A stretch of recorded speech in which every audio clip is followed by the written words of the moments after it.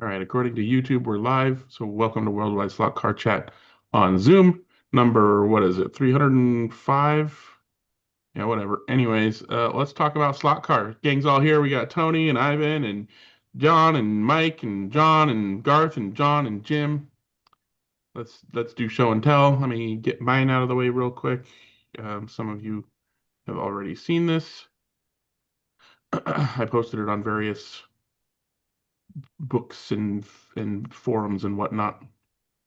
But it's I call it the parking garage rack, and it's Yeah, designed to hold the car trays that go in the Harbor Freight box that people are using as slot car boxes. Because I had a guy ask for more shelves than would fit in a box, along with the other stuff that he wanted. So I'm like, well, what are you gonna do? To myself, I'm going, what are you gonna do with the other ones? And I'm like, oh, well, that actually would be kind of convenient and a nifty little display of your cars. With this, you could be in a club where they have like, classes that rotate regularly, and you could have a tray with, just one class or two classes or whatever, and just grab the tray and swap out the whole tray in your box rather than what I've been doing, just individually, take a car off, put another car on, no, so on and so forth. But also displays it. And they have a little bit more room between the floors than is actually available in the Harbor Freight box for a little bit better display. I also made these legs are 50 millimeter, and I think the legs, the anti-tipping legs like you see in the back here for the trays are 42 millimeters, which I always appreciated. But I also made parking garage legs that are 60, 70, and 80 millimeters, so you could have taller vehicles and more room for displaying purposes to see your beautiful cars on their trays. And this is already shared on my printables page for free, open source, like all the other Harbor Freight products, ready to download and print. Greg, I sense a color theme there. I don't know what it is, but there seems to be a theme. I mean, I see red and orange and green. I don't know what you're talking about.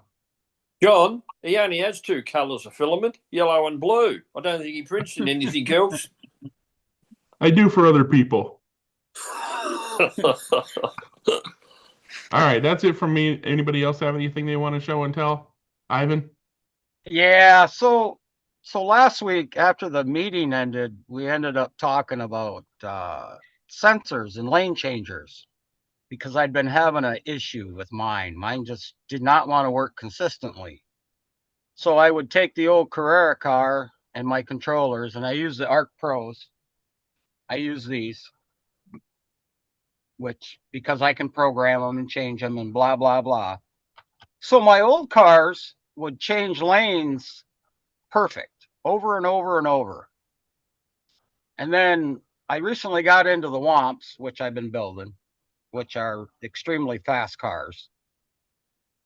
And this is just a slotted chip with the holes and everything. So after our meeting last week, I actually talked to a couple of the guys about lane changers, and mine just would not work consistently. I could not get this sucker to change a lane on a regular basis to save my ass.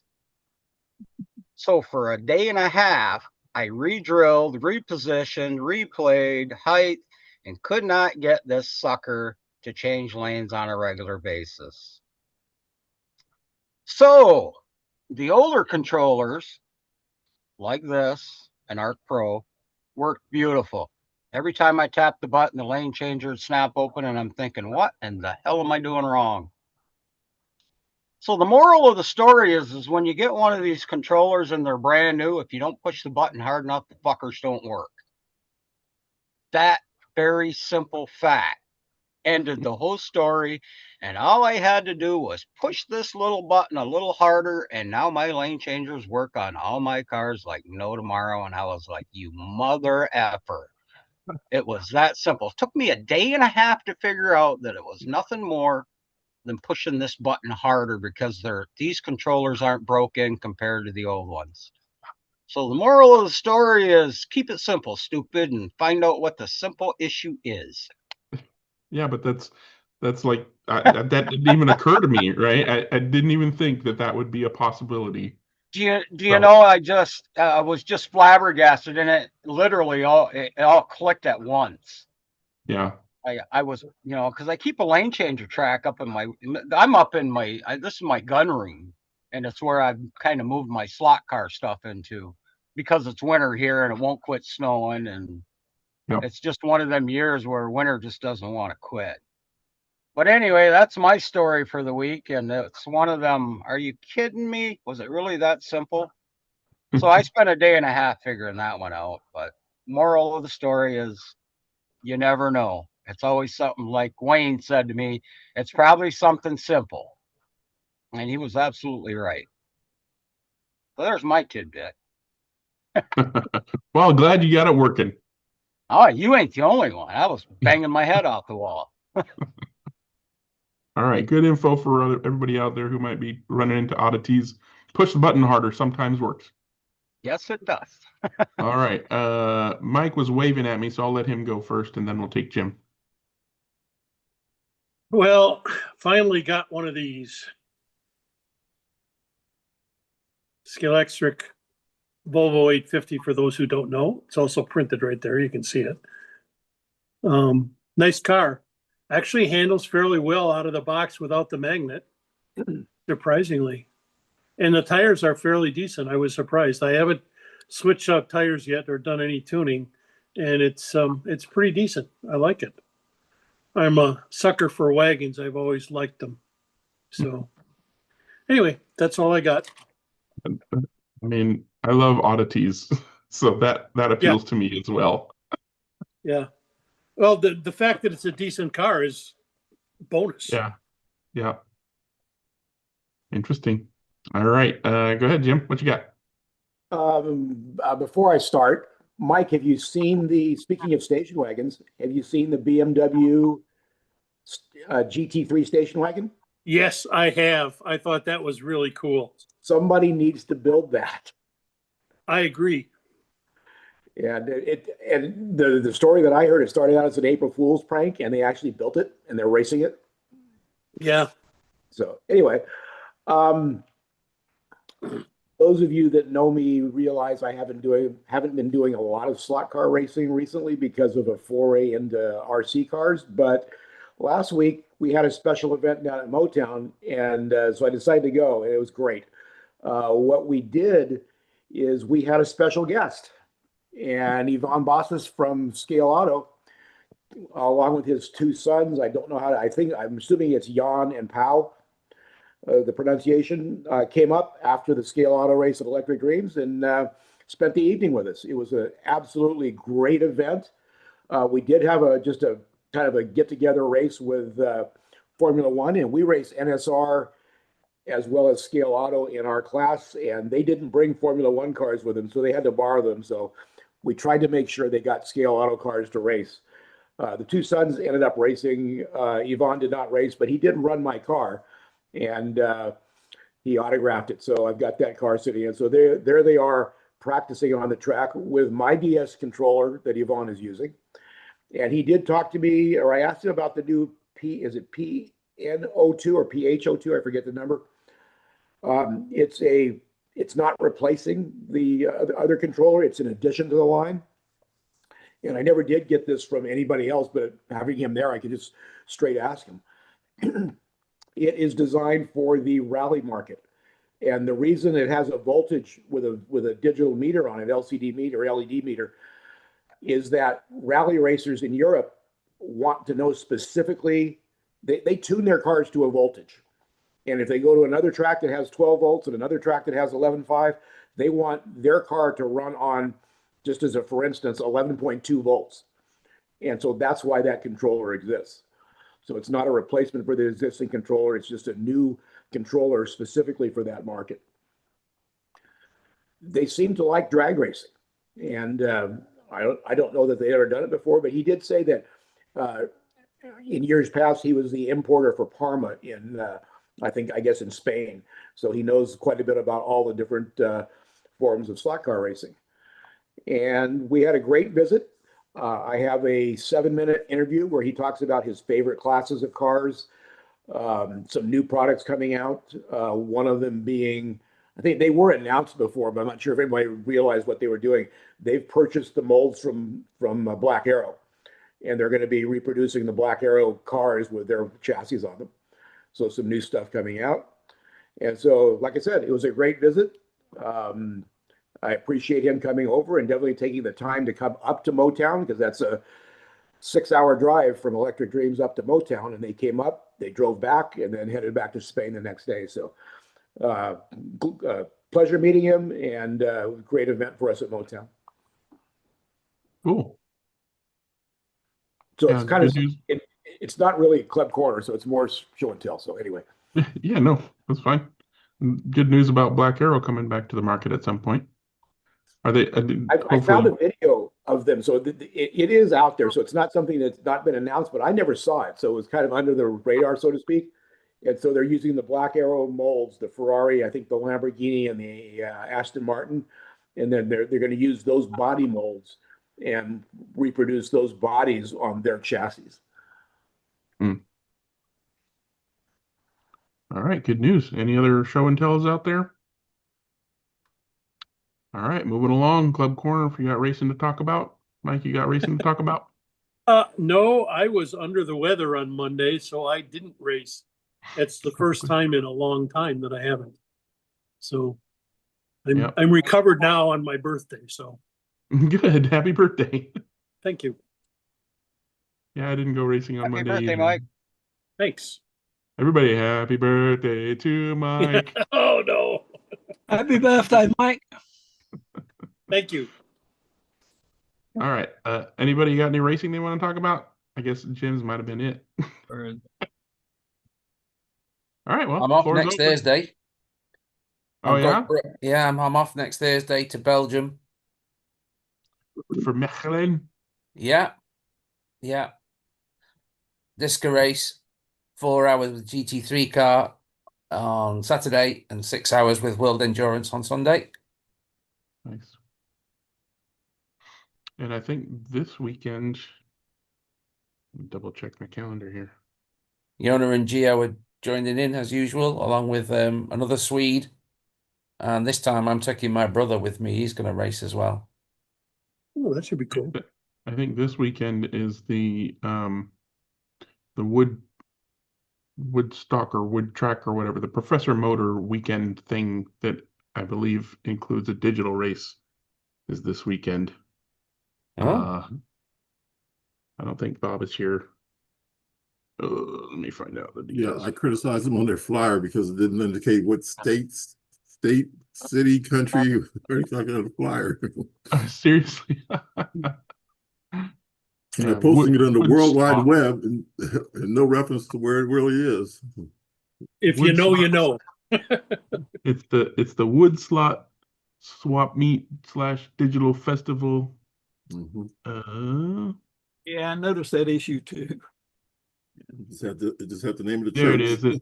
In the description, in parentheses, it gives the address, which is in Township, Michigan. It's close to New Baltimore, Michigan. Supposed to be Baltimore. Is that closer to you? New Baltimore. Like the very northern tip of Lake St. Clair. Yeah, even the. And you're not Michigan, going, and that's still Darth? 6 hours away. Yes, I am. I'm going to the swap meet on Saturday. Oh. Yeah, Saturday, April 11th is the swap meet. And then festival will include Kids Carrera Digital VW bus race. Didn't know Carrera made VW Oh buses. boy. 5-minute race. VW Carrera buses will be provided and a prize for the winner. Scholastic Digital Trans Am racing on an ARC Pro track. Slotted Oxygen IROC racing. Try your hand at oxygen racing with magneted, scratch-built H&R chassis cars equipped with Lexan bodies. That'll be interesting. And then the main Oxygen Can-Am race, 3-hour endurance on Sunday with fairly open spec for Can-Am. That is this weekend, so hopefully we'll find out more about that from people who go. I'm not going. What you got, Mr. Weber? John, Hey, I'm talking to you. item that came with my adjusto jig. Can you see that? No, hold it in front of your body. Sorry. Right, just right there at chest. There you go. Oh, nice. You got the instructions. That's awesome. Yeah, pretty interesting stuff. Very cool. It's pretty nice. It's just a single page, double-sided page. Yes. Yeah. If somebody wants a copy, I'll copy it, scan it, and post it. Actually, yeah, if you could email one to me, that would be great because I don't have one. Oh, cool. Okay. Yeah, I just have the box. You've seen the box up there, right? Did I show you the box? You. No, I haven't seen the box. Oh, here, allow me to get the box for you. You're gonna find out 40 years later you've been doing it wrong all along, huh? There you go, sir. Yeah, cool. I tell you what, I'll scan this and send you this one. You'll have an original to go with your original box. Ooh, that's cool. The graphics are just so cool, aren't they? Look at that. Yeah. I mean, Rustkit had it going on. They really did. They did. Yep. Yeah. And also the way it opens, because of course, the adjuster jig would go in here, right? But it's also built for display because the Rustkit logo, I don't know if you can see this, is die cut so you can pop it out. Ooh. Yeah, so you can display it in the store. Yep. Cool. It's very cool. Yeah, I mean, I got the adjuster jig just for the box. And found out, hey, it's about like cornflakes. You can reuse what's inside. There was a prize. Yeah. And once you start using it, John, you'll see it actually is really, really cool to It use. looks like it will be. Yeah. Thanks.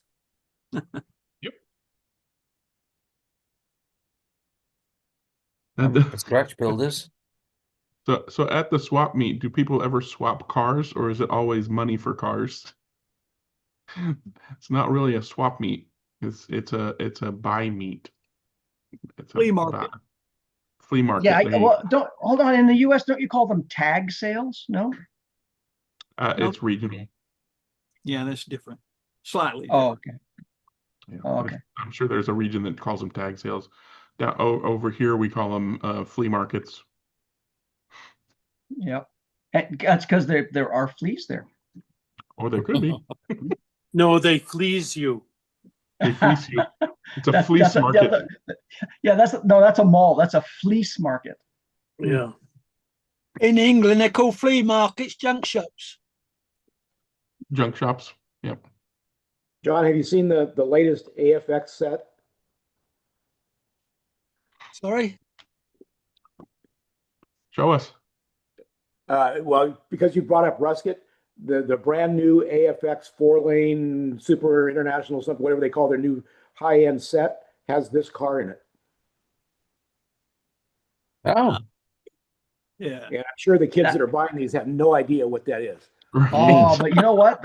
That is so cool. And plus, it's got my name on the end. That's kind of cool. Is Yeah. your little name Russell? Yeah, listen. Yeah, Yeah. we should have named, if we had a son, it would have been Russ. So it could be Rustkit. That poor kid would just hate my guts.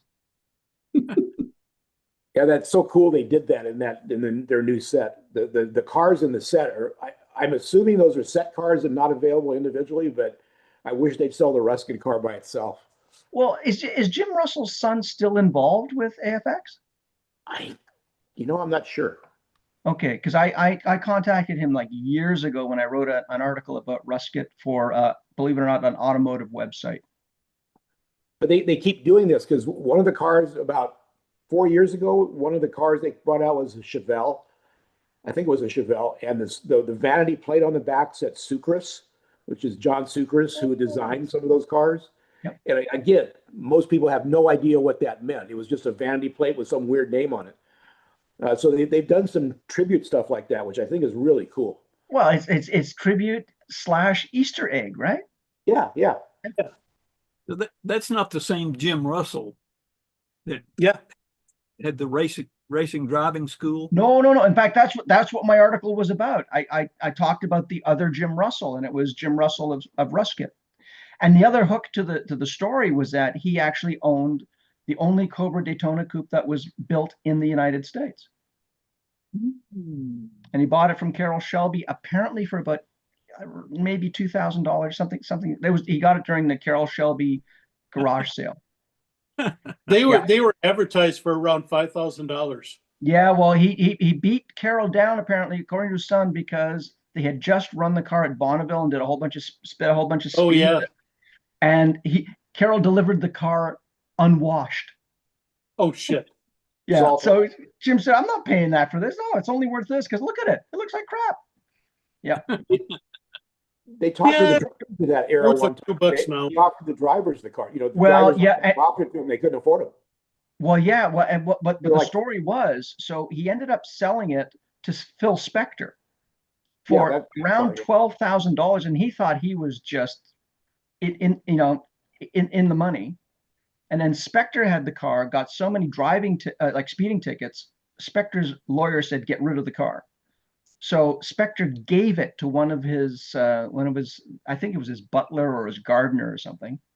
His gardener then had an acrimonious divorce. The wife took the car and hid it for years.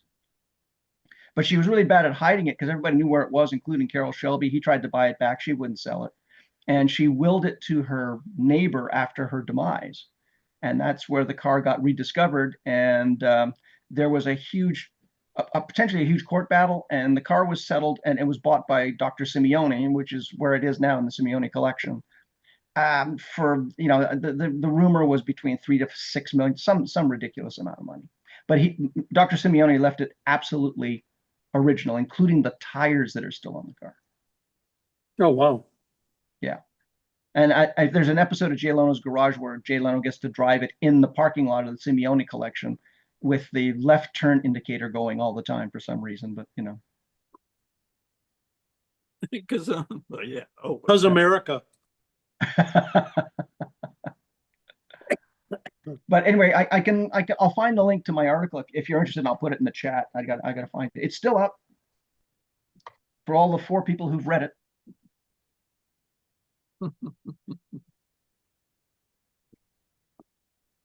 So my wife asked me the question today, well, do you think you have enough slot cars now? And of course, the answer was, well, yeah, but it's N+1. Yeah. Never. There's always going to be another one. Are they still All right. making them? Yeah, they're still making. Aren't they done making slot cars? Oh, God. Even if you don't know what car, even if you don't have any cars you want to buy right now, there might be one in the next couple of months. No, there will be one. I already know that. So All I have to do is surf eBay and go, oh, look at that. Yeah. It's not an if, it's a when. Right. Terrible Appreciate addicting hobby. Terrible. Yeah, terrible. So has anybody seen that one of the guys from AMSCO did a tuning video on scale auto cars for the race coming up? Yeah. Did any of you see that? Garth watched it. What do you think, Garth? Courtney watched it too. Yeah, I thought it was interesting because he's using the same methodology that we use with the flexi chassis cars in 124th, where he puts the front wheels up and uses the side of the chassis as the outriggers. Yeah. I actually haven't had a chance because I've been ill to try it yet, but I want to see if it makes any difference on bumpy track. Chris Walker has always advised having the wheels touch which so far I've agreed with. But I'm gonna give it a shot. I've got the scale out a portion that I've got doesn't handle all that well anyway. I'll see if I can use the ideas that he had there and improve it a little bit. I would say to expect not as good. That's what I think. Because you're talking about on sectional track. I mean, bumpy track is generally sectional track. So any imperfection in the join, like if the next track is just a hair taller and the chassis is scraping the track, then it's going to go thunk, if not just straight up crash because of a not perfectly even track join. Yeah, I'm expecting that to happen, but you know, nothing ventured, nothing won. And I also want to try to see what the difference is between the Scale Electric and Polycar, because the racing that they're doing with the Scale Auto cars is going to be on Polycar track, as I understand it. Yeah. So The AMSCO, yeah, that's all Scale Auto track, Pro Track. the one in Detroit, in Michigan. Yeah, it's Scale Yeah. Auto. No, in Ohio. The one in Michigan is Ninco, actually. Oh, is it? The wood slot. Digital is So that's on actually Ninco. done on actually Ninco. Yeah. That should be interesting because that's kind of bumpy too. Very. And So yeah, anyway, that's one of the things I wanted to try and see if it works and see what happens. you see with Ninco, you can hear the car when it touches the surface. It's noisy without being a hard surface like Carrera and Polycar tends to be, you know, stiff and hard. It's kind of towards Scale Electric end of pliability. You can still hear it, particularly when you're running alone. But if you get your head close enough to the circuit, you'll hear your own car passing, and then you'll hear the competitor's car passing. And yeah, they scrape the track. But they So scrape do the you track set yours up with the wheels just barely off the surface? Yeah, Okay. yeah. The question And- is, the real question is, what does it tip onto when it tips through the turn? Yeah. And What does it touch when it does touch? yeah, that's well, I've had it both On my ways. track, on my track, on the wood track, when we set the cars up, I asked the guys that race over here to have the front wheels at least in contact. They don't have to have a lot of weight on them, depending upon how you adjust the front hoops.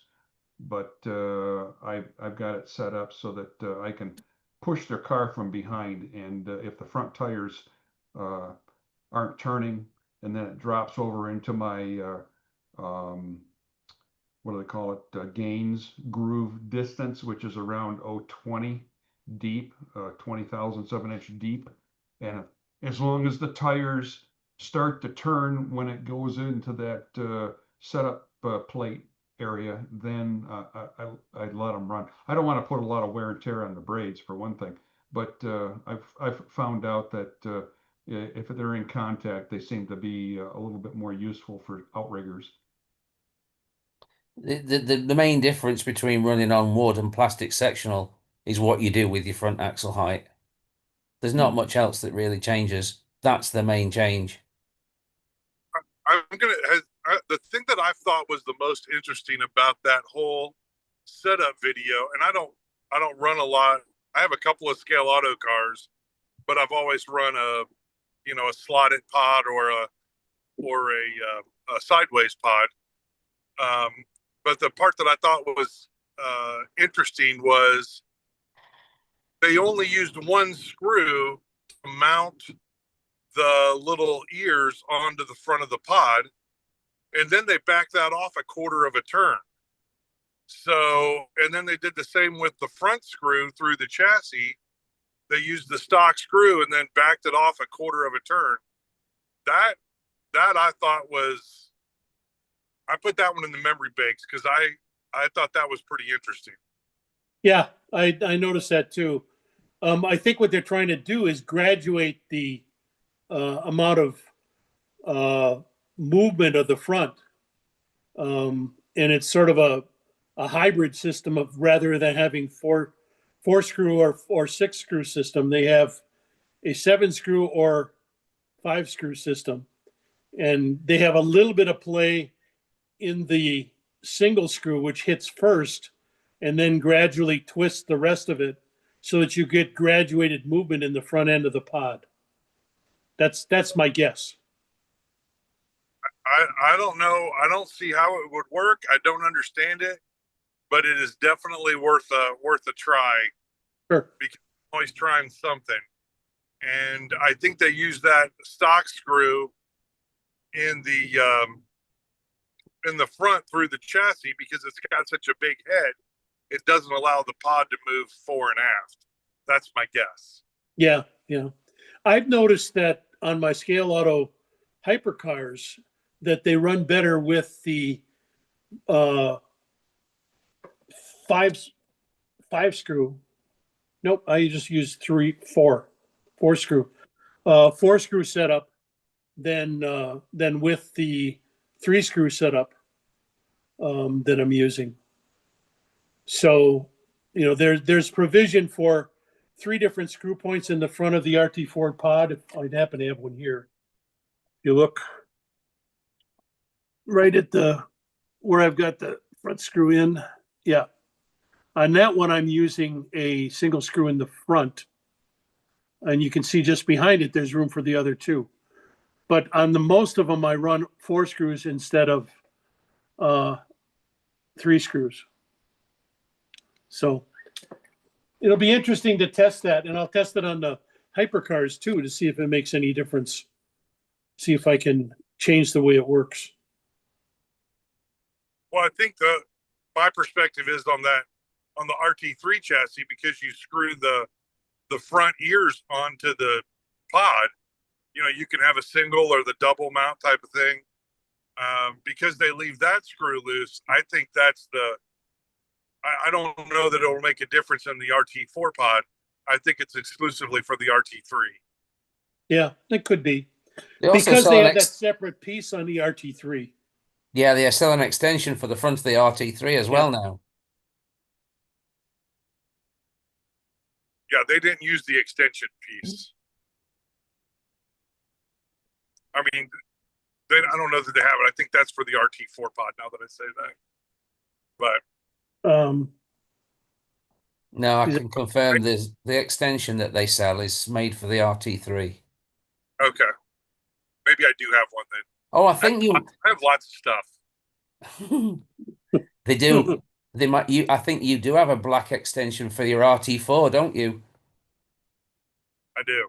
You do, and it splits it up to 2 again, doesn't it? From one single central to up to 2. Yeah, but they're on the central line of the chassis, and I actually didn't use it. I used Jonas pod. Yeah. I mean, sorry, on the RT4. On the RT3, I've never used it, but I do have an old Scale Auto C7, and I kind of pulled that out, and I thought maybe I would experiment with that for a GT3 car. I'm always working on a GT3 car. Yeah. Anyway, I thought the whole thing was interesting. I've just ordered some RT4 based stuff. I'm going to have a go with RT4 motor pods. Not because I think they're better, necessarily, in any way, but my regulation set that I'm attempting to build to requires it. Well, it doesn't, but I'm going to have a go with it anyway. Yeah. Right. Regulations, they're just suggestions. It's like a stop sign. Jeremy's got his hand up. What you got, Jeremy? So Wayne was talking about Ninco being stiff and hard, and it got me thinking. What? It's not. No, you said Ninco. Ninco's noisy. Oh. It's not stiff and hard. It's quite pliable, but the surface finish of it makes it really scratchy. Wayne, I was just goofing on you. Stiff and hard. All right. Okay. So on the Ninco cars, we raced this is the Ferrari. We raced them this past weekend we did it as an IROC because I got a bunch of them, and I forgot about how much the axles bounce around in there for, I guess, for the Ninco track. So if you have a 3D printer, it's an easy fix. What I did was, if you can see that little brown nub there, it kind of goes. You see the brown nub right there? Yeah. Yeah.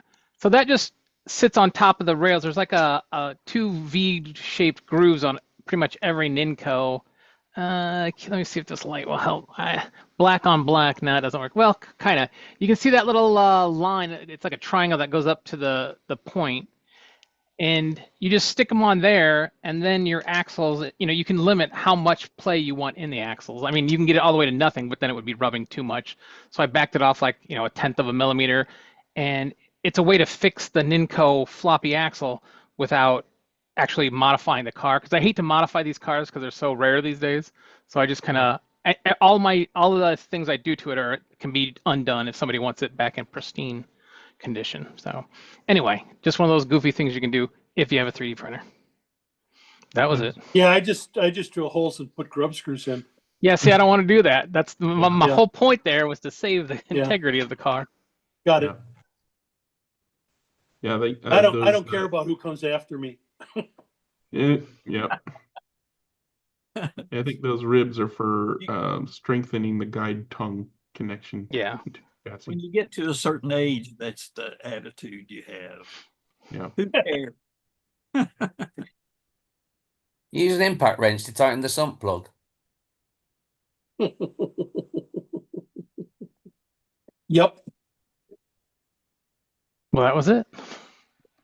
I wondered what it had got to do with the AMSCO regulation set or the AMSCO assembly tips video, which I regret now having missed. I saw it being promoted, but I clicked I think I clicked shorts and things, but never actually got to look at the video. I'm going to go watch it. Yeah, I thought it was interesting to look at it.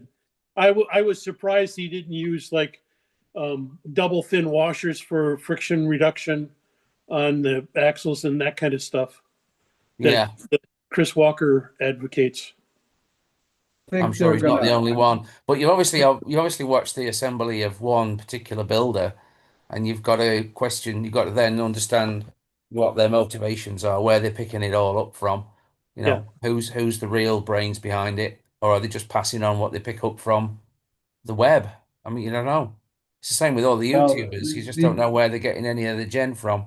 They got a lot of stuff from going to the big Italian race or the WRC or whatever. WRE. Yeah, two of the guys that started AMSCO, the main two guys. Yeah.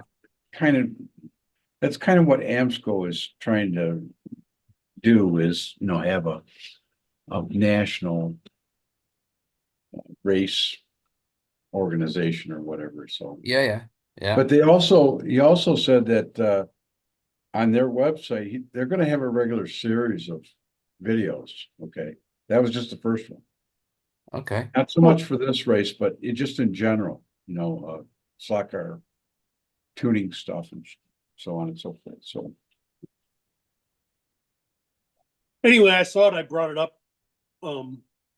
I thought it was interesting, the parallels with the 124th cars that we run on the glued tracks, where the front outer ring wings pick up the glue, and you can see where his showed that the front outer edges there were picking up.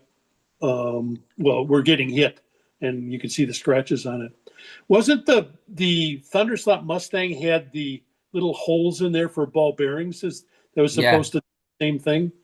Yeah, exactly. It had little recesses for spheres to sit in. Yeah. And it's really to get you see, a splitter is usually wider than the track of the tires. Mm-hmm. And it's fair game to sit on those. It means you get less tip across the front, but you can avoid the downsides whilst running straight. And you can run one side and you guide. and then in another corner, the opposite side, and you guide. And so you don't get too much friction. And anyway, if you think about it, when you go through a corner, if you throw an anchor out towards the outside of the turn and it causes a bit of drag, it actually counters the tendency of the car to oversteer. And it takes a bit of thought. It's a bit of a thought experiment, but if you imagine throwing out an anchor that really grips, really grips, then it would counter the oversteer tendency of the speeding car, wouldn't it? You have to think about the physics involved. The rear of the car wants to slide out, and the front outside corner is gripping the track. And so for the tail to slide out, that would have to go forwards. And because it can't go forwards because it's gripping the track, it counters the tendency of the rear wheels to go out. You have to think about it a little. You have to work out that if you break the outside front wheel, it's similar to that. You'll counter oversteer. I have to think about how stability systems work on cars, on full-size cars. Well, they're not as advanced. It's not as advanced as that. No, I'm sure it isn't, but yeah. You talk about torque vectoring there, I think, aren't you? Yeah. And brake applications and things like that to simulate limited slip differentials. Well, to carry that further, wouldn't it be better to have the front wheel hard and when it touches and completely counter it that way? But it's a question of how much.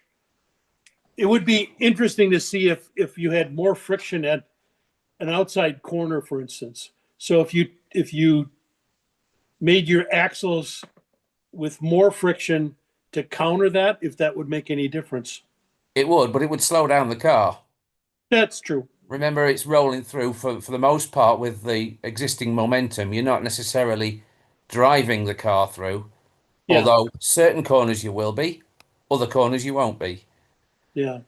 Depends on the approach speed and how severe they are. Yeah, I wonder if it would be significant enough with different friction materials. Well, this is the similar thing. This is the similar thing to running sticky front tires and asking for them to be cleaned, which we've seen being done in the GT3 Proxy, and wood track racers have requested for grippy front tires. Well, it's a similar. I think it's a similar thought process that they're applying. That is, if you pick up some friction on the outside front tire, you'll prevent the oversteer or the tail swing. Same thing. But you're also making it, I mean, generally speaking, the benefit that you're talking about of reducing the oversteer tendency is offset by the loss of other performance benefits you get from making the front wheels That's why every decision is a balance, because there's nearly always something negative that comes along with. Yeah, sure. I don't think it's even a balance. There's no balance there. Here's making sticky tires. There's, Well, this is why the guys with the wood track cars, those cars with the metallic wings, they're not designed to run on the surface. They just get dirty. They just pick up a bit of rubber from the surface, and they don't want them scraping heavily. They just want a little tiny bit of a brush. And that's why the front wheels are painted on. Yeah. There is another thing, and that is that those outriggers and the splitter are in a straight line with the guide. They're effectively further forward than wheels. Yeah. Yes, they are. Yeah. Or all even wheels are behind the guide, and those aren't. But those aren't high friction. Those are they're No, still exactly. just skating. They're low. The outrigger on the steel chassis car is a low friction thing. You don't run it on the track. It's similar to the front splitter on a plastic car. If you're going to run on the front splitter, you don't run it heavily on it. You run it lightly on it, and only in corners. I remember Chris talking about grippy front tires doing that counter steer, Yeah. oversteer counteraction, and it was basically you want the guide to be ahead of it so that there's some actual lateral movement of the tires relative to the guide, right? So here's the guide point. The car's wanting to do this, so the front tires are being forced to slide on the track. But as long as they're both independently rotating, you're not going to have the problem of them causing rotational Slowing losses down. in the Yeah. turn, right? So because they're independently rotating, high friction is okay and can be beneficial to reduce the side to side, but that only applies when the wheels are behind the guide, because if they're in line with the guide, then they're just rotating different speeds. They're not reducing the pendulum effect at all. No, that's right. So It's a weird, it's quite a science setting up the front of a car. It can make a big difference. Take the wheels away, go into a corner, watch it roll over. yeah, That teaches you need your front wheels. It Yep. teaches you about the CG of your car. Now, if you can get a car that doesn't need front wheels, that's wonderful, isn't it? But take typical cars and send them into a turn and they'll just flop over, depending on the nature of the glass and the interior and whether or not you've done work to the body shell, depending on regulations and whether it's allowed. But yeah, the cars that need their front wheels, there's some real experience to be had by placing them on the track, depending on your surface, versus placing them just above the track. And there is a safe place, and most people just go there, which is just above the track, very lightly brushing. That's the safe place. Yeah. And you'll, generally speaking, run on your guide and the outside front wheel, and the inside one will be marginally up in the air. Yeah. And so you don't get the refriction of the both wheels trying to roll on the track. Yeah. Although it will always be the inside one that's forced to slide because the outside one's got the weight. Hey, Wayne, Who's there? is that kind of reminiscent of the old three-wheel ATVs that used to tip over forward when you go around a turn? And Yeah, there was no stability in the front because they had a single tire, single much front like wheel. a single slot flag pickup. When you say three-wheel ATVs, it makes me think Moonraker movie, if you're familiar with it. Yeah. They all had three-wheel ATVs then, didn't they? Yeah. Or the Reliant Robin. Oh, the Reliant Robin vehicle. I'm surprised that you Americans actually know what that is, but there you go. Some of you must. Top Gear. Top Top Gear. Gear. Yeah. Yeah. Yeah. I found that widening my front wheels out as far as I can does make a significant difference in the handling of the car. Absolutely.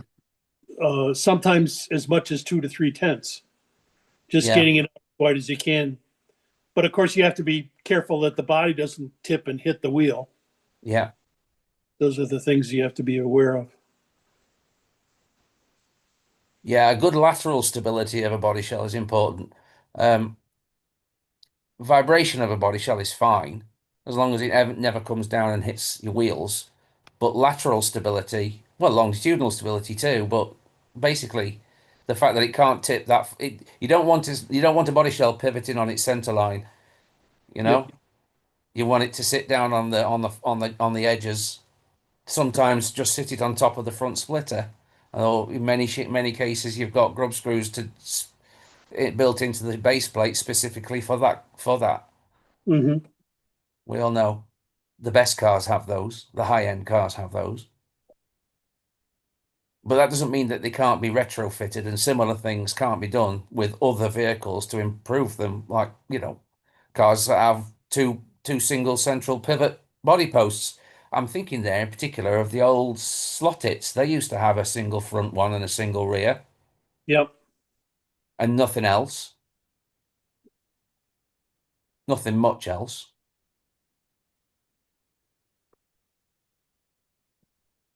Yeah, it's interesting.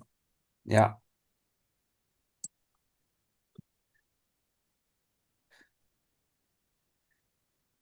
If at any rate, it gives people that are beginners with those cars place to start, which I think is a good thing. Marty Ford also had gone through and done all the modifications, and he showed the car on track. I actually thought it looked like it was a little bit tail happy to me, but he thought it was great.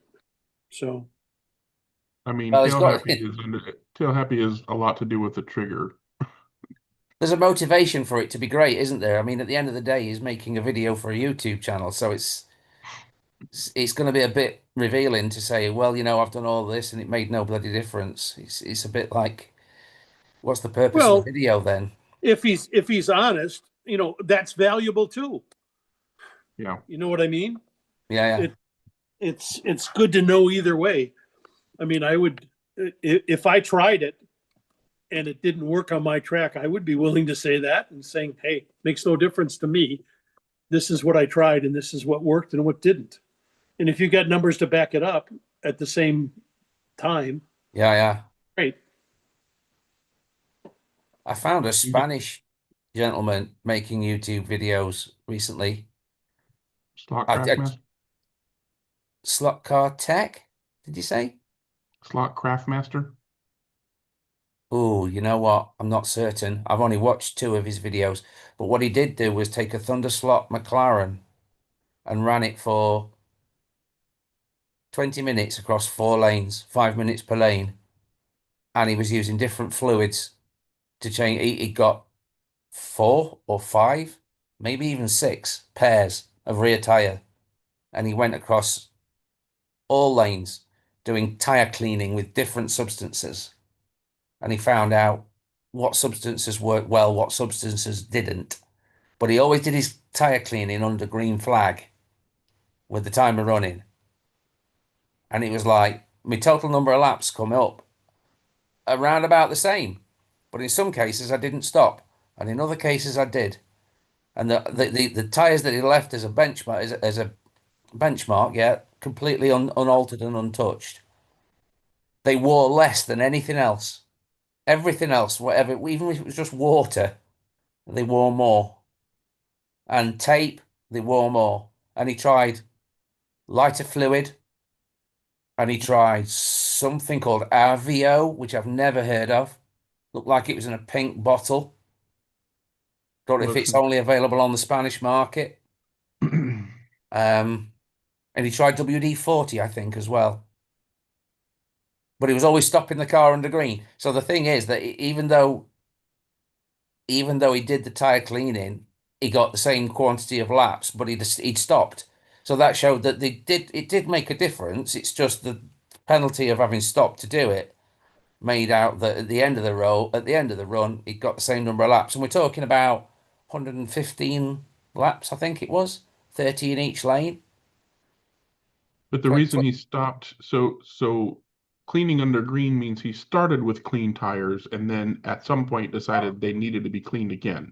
Yeah, well, you see, it's wood track, and I don't know if this is generically true, but my experience of wood track racing is that wood tracks are extremely sensitive to dust, and tires will pick that up like nobody's business. And so it seems not more than any other smooth track would be. Not more than Sport or Carrera. Well, more than a textured track, more than a Ninco or a Polycar, and maybe a Scale Auto, but yeah, the same as Electric or Carrera. Right. So the only time I've ever tried to do a wood track endurance event, you weren't mandated to stick with the same car. And so what we ended up learning to do was to pull the car into what was, analog pit lane, as in stop the car on a given straight that was permitted as pit lane.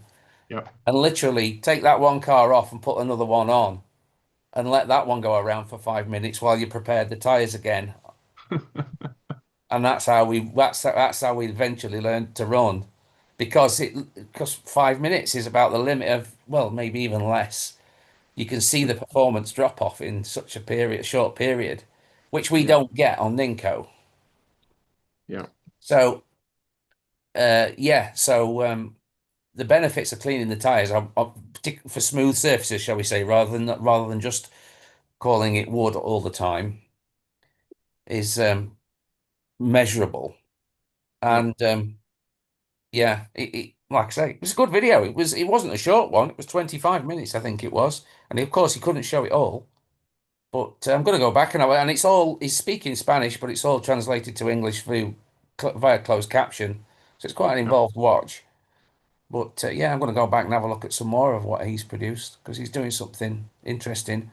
And he showed the other video I watched of his, and I'm pushing his channel. I can't pushing his channel like mad here, really. I don't even remember its name. But anyway, he showed a endurance analog race that recently ran, and Maurizio Ferrari went there, and they were. Oh, I only noticed his name was on the heat sheet and saw him marshalling in the video, and they were all running LMP. Sorry, the Acura and the Orica, the same chassis with the two different bodies. LMP2 we call that.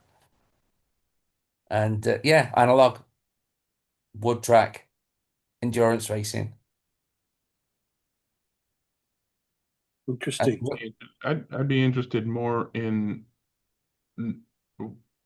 which of his various tire cleaning methods lasted longer before he felt the need to clean them again. Yeah.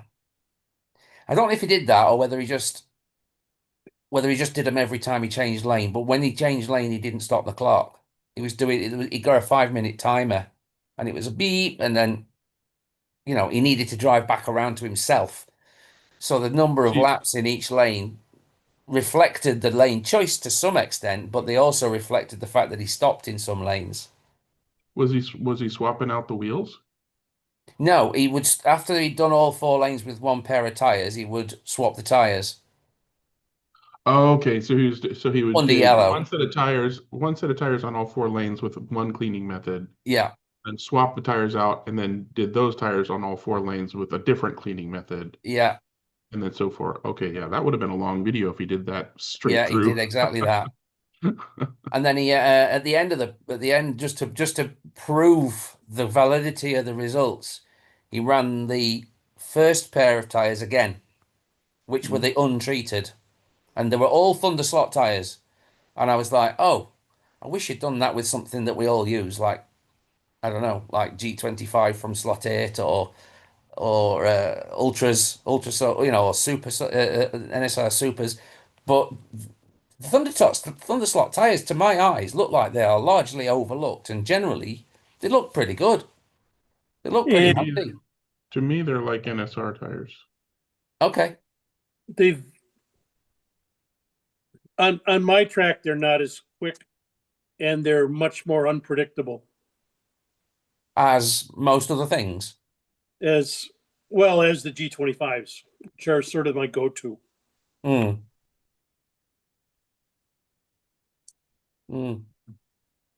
Could that be because you don't like them as much? You're less used to them? No, I try them out when I get them on my Thunder slot cars, and just swapping the tires out makes an improvement in the lap times right off the bat. So it's like, well, okay, they don't seem to work as well. But, it could have to do with temperatures or whatever. I've actually thought about recording the temperatures of the races because it makes a difference, summer to winter to fall, to spring to have different temperatures on the track. And for my track, it gets worse when it gets warmer because the tires get too sticky. So maybe it's just the way I like it. I don't know. Do the cars get perceptibly stickier when the warm weather comes? You say it gets too sticky. Do they turn slimy and therefore the cars get slippery? Or do the cars actually glue and they get harder to get lap time with? No, what happens is that they become harder to determine the slide, the point of when the tire gives and a D-slot happens. And it'll frequently be understeering much more in hot weather than it will in cool. Oh, you see understeer. I can't. Well, the front end comes out. Yeah. The back handle stick, the front end, it's like you've had too little or too much weight on the rear, and it becomes counterproductive. Mostly, you have too much weight on the front of the car, which makes the car stick too much, and not slide proportionately. You want to have that balance of having it up to a point, and a car that's easy to drive sticks really well, and then is very forgiving as it lets go. Yeah, that's the thing that makes a car easy to drive. You can see you've hit the limit, and it hasn't punished you so badly. It hasn't deslotted. It's only swung the tail, and it's warned you that there's the limit, and you shouldn't even be swinging the tail as hard as you did. Right. We get circumstances in the endurance races, not so much in the 6 hour, but in the long ones, the really long ones, the 24, obviously, where you go out, you pick up the car, and it's absolutely awesome. You get there and you think, my God, how are we going to get this car any good? The track's just not rubbered in. It's not, I don't know, it's not clean or what it is, but Ninko doesn't seem to suffer too much with dust. But needless to say, it grips up as the event progresses, and particularly the long ones. You'll pick the car up after another driver, and you won't even recognize it. You'll be like, "This is not the car I did my first stint with 3, 6, 9 hours ago, whatever. When depending on whatever your rotor is." And you'll be driving it around thinking, "Oh my God, I cannot deslot this thing. It's just great." And then you'll hear your lap times, and you'll realize that you're a good half a second a lap off what you were doing last time you were out. And you think to yourself, well, it's going really well, but I'm slow. I don't get it. And then you have to really, really push the thing, and you drive it like you always wanted to drive it, but never could, because you feel like you're an animal, and you're asking to fall off, but it doesn't. And that's where you find your extra last few tenths that get you back on the pace that you were on earlier. And it's completely different driving required. And I feel as though the track grips up and the car actually slows down. And that's when the animalistic drivers really make their hay. So you think the track gets rubbered in more and you get better traction after a long period of time? I do think that happens, yeah. I do think that happens on Ninko. I think there's two ways to make traction and grip, you see. One way is abrasion, and that is the kind of grip you get from knobbly tires in dirt. And the other way to make grip is adhesion, which is the way that you make grip with a slick tire on a smooth surface. And even a smooth surface is full of holes. But once a racetrack has got a racing line and that surface has got wear on it, and that all those stones become polished and then they rubber up. So then you're running rubber on rubber. That's where you get your slick track adhesion from. Well, you never get that on Ninko. Or you presume that you never get that because they're always being bitten. The tires are always dropping marbles. You can literally see these marbles build up offline around the circuit as the event progresses. And the tires, you can polish them for all you like in the pits. You put them out there, within 5 minutes, they're not all gnarled up, but they're beginning to get fluffier on the tread contact. And because of the fact that they're mostly working in abrasion. But I do believe that there's some adhesion traction going on. And I think that permanent Ninko circuits actually might experience track surface wear, whereby the Suzuka circuit, which has been down for years and years and years, I feel as though the actual track itself has probably got flat-topped spikes now, and they actually do rubber up. Whereas semi-permanent or non-permanent Ninko circuits, like the ones that we race on in the UK, well, all the track pieces are all used in different places every time they get laid. So I don't think they get so much of this, and they're not in frequent use. So I don't think they get so much of this adhesion grip as they do abrasion grip. And it's a different bulb, it's a different game. you don't get that experience that you do with these permanent layouts that are in use for long periods. But it's a phenomenon that I feel as though I've experienced this business of cars getting more grip and being harder to go around quickly with. They feel great, but they're not quick. Like you've described, Mike. Yeah. It's interesting.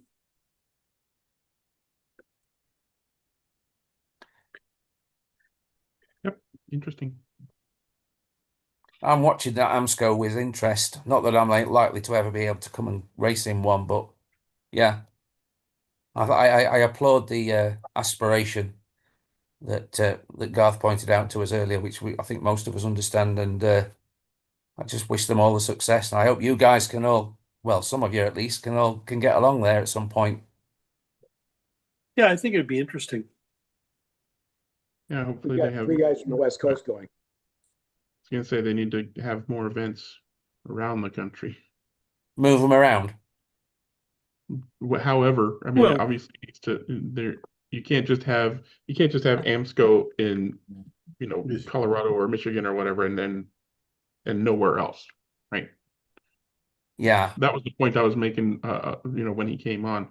Yeah, you want other races and you want other events to adopt the whole rule set or whatever. But how do you convince them to do that without hosting an event? You can Keep do the one regulations that accessible, I think. I think the Yeah, access, yeah. Yeah. I think there are regulation sets out there that don't naturally spread because there is, I mean, I think the disco regulations is a classic example, actually. They're quite they're quite complete, they're quite detailed, and that makes them a little bit difficult for easy access because they're so comprehensive. Yeah. So they don't generally spread. I mean, they've gone around Europe, Western Europe a little bit, but the Spanish don't use them. Spanish are hosting digital races, a few, but they're not used. They're using simpler regulation sets. So that was one thing I mentioned to our commercial track owner over in Cleveland, Tennessee, was I think that's the cool thing about AMSCO, again, is you show up and the track is unknown. So there's no home field. Head start. There's no home field advantage like Wayne. Wayne hosts the race. He tunes all the cars. I wish I lived next to Wayne. I wouldn't own a slot car. Hey, I take but- on the Dutch in their own backyard. Go and take the Belgians on in their own backyard. The circuits in the UK are the ones that you don't see all that often. But there it is. It's a perception. The perception is nobody's seen the track. Yeah. The fast guys still rise to the top, but somebody like me who's a 20 place guy, I show up and go, "Hey, I got a shot," and and they've got 70 cars lined up. Well, if they're going to provide the track, all I got to do is provide the space, and like I told him, collect some pit fees and sell some parts and sell some chili dogs. And I think that would be a. So you're recommending to get on the bandwagon with hosting these events, yeah? Yeah, because if the rule set is the same and they show up 3 or 4 days ahead of time and assemble the track, if kind of like Electric Dream does, you tie it into the track system, timing system that's already on the track. I think that's awesome. Yeah. You see, shifting a load of track around the country is going to be a big task. It's going to be a trailer at least, isn't it? Right. That's the beauty of them having it, right? And if nobody knows what the layout is, that's the price you pay. Yeah. You see, And just like out of the bush that's going to exist in Michigan that's growing right now, the tree can subsequently grow. It's early to ask for that AMSCO organization to be picked up and ran, I don't know, elsewhere, let's say West Coast, Motown Raceway, or even Electric Dreams. it's not beyond possibility that they could host. I don't think that's ever going to happen. Well, they're in the habit already of making their own regulations, aren't they?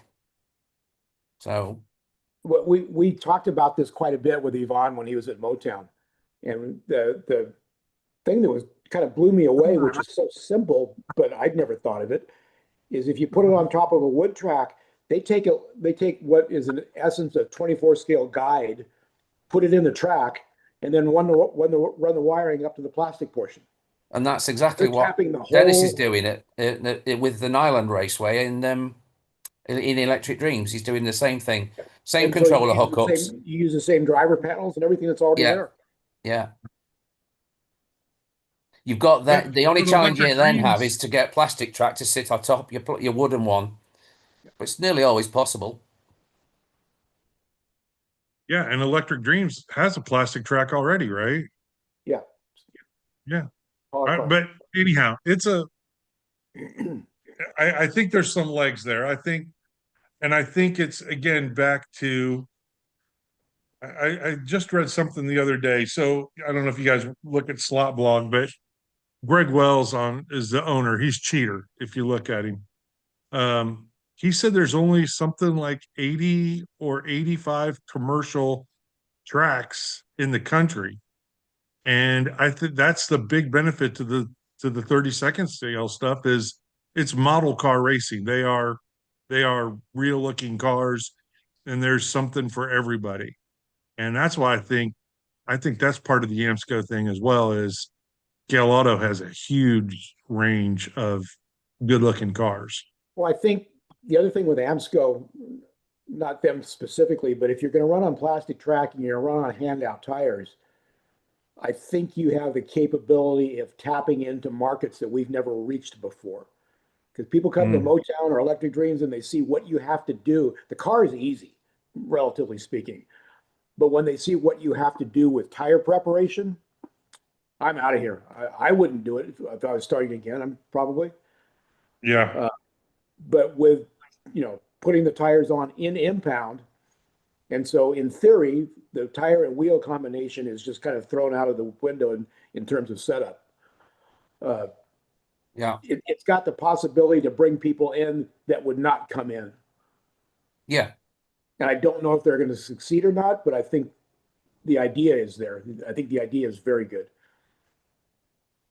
Well, the My Disco Racing is the same recipe. Hand out tires, not allowed to glue them on. And that's a function of the fact that the surface is not as grippy as some circuits can be. If they were wood, then they'd just peel off probably. Yeah, we tried it. We tried to figure it out on wood, and yeah, the tires just come off the wheels. Yeah. It wouldn't work. Well, on plastic, I'm not going to say it's not a problem because I have seen it, but it's not so much of a problem that it's insurmountable. And the AMSCO regulations, I believe, are, although I haven't actually looked at a set, I believe they're the same. I'm being told anyway by Courtney over there that they are the same regulations that they use for the WES World Endurance Series, the Spanish ones, the ones that they lay on where they lay the 8-lane tracks and butterfly them, mirror them out. You know, if not identical, they're very, very close. Yeah, they're I haven't read the other ones, but I believe they're, like Jim says, they're really, really close. Because that's the idea, is to have a global set of rules, right? Mm-hmm. well, I've been looking long and hard at the WES regulations myself recently, and that's why I've inadvertently been looking at the AMSCO regulations at the same time in the same study. And they're very different to what I'm used to racing under, but there are some technicalities to them. There are some in the weeds areas that you could ask. There are indeed a couple of contradictions as well, but I'll leave that for them to worry about. But I think what you have with what AMSCO, not AMSCO specifically, but what they're trying to do, there's hundreds, if not thousands of people out there in a given community that have scale electrics and Carrera tracks at home. 2-lane, small. Yeah. But you could tap into that market Well, you can't with what we're doing because again, when they get there and see what you've got to do with tires and have a tire truer and have this and have that, they're just gone. They're scared off both price wise and intimidation wise in terms of what they have to learn and what they have to do. But if they can take the car they've got at home, put the spec tires on it, there's a possibility there, I think. Do you think analog controllers does the same kind of thing? Because you turn up at one of these events and you see everybody holding something different.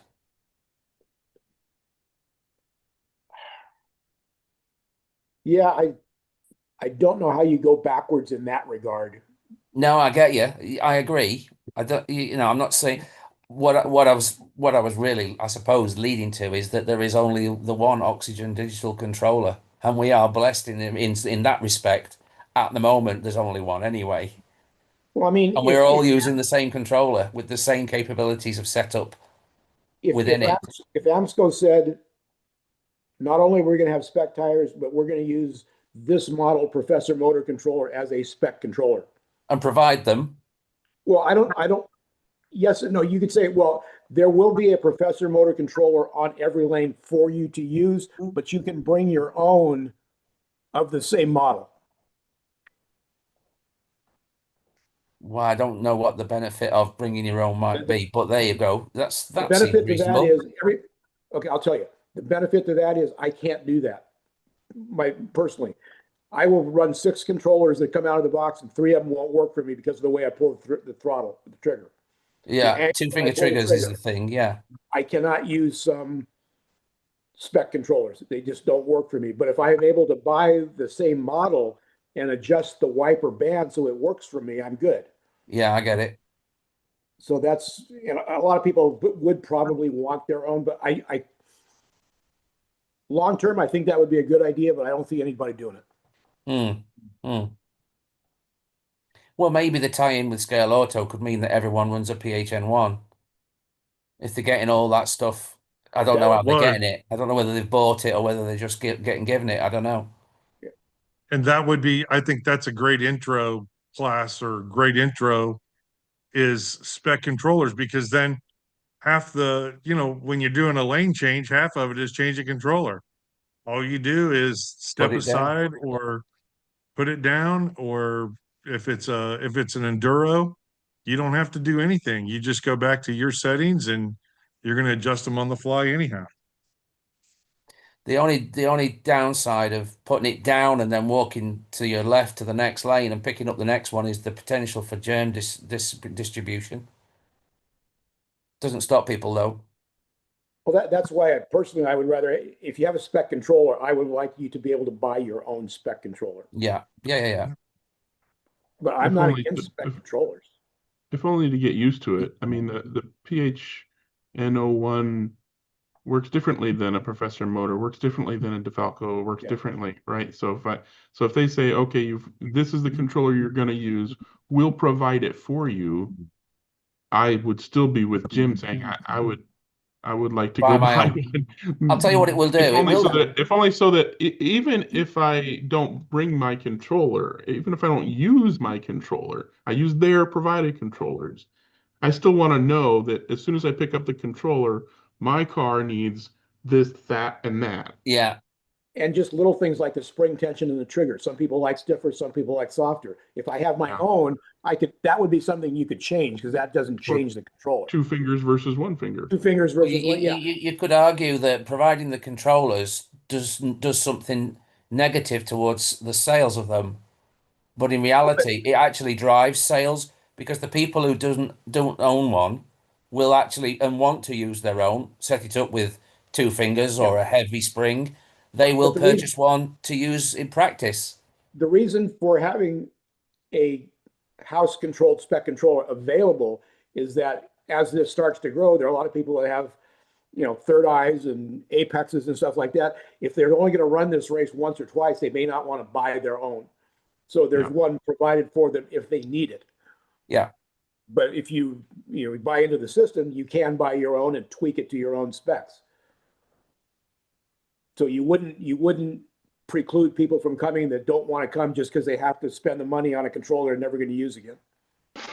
Yeah. I hate spec controllers. One of the guys in our club now, when he first started, he had spec controllers, and I just quit driving there because I have man-sized hands. I don't fit into a Professor motor controller.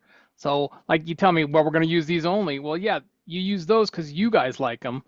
But I think that's forcing people into one controller just seems ridiculous. But that's the same thing that Greg and I were talking. If you buy your own spec controller, then you can change the handle.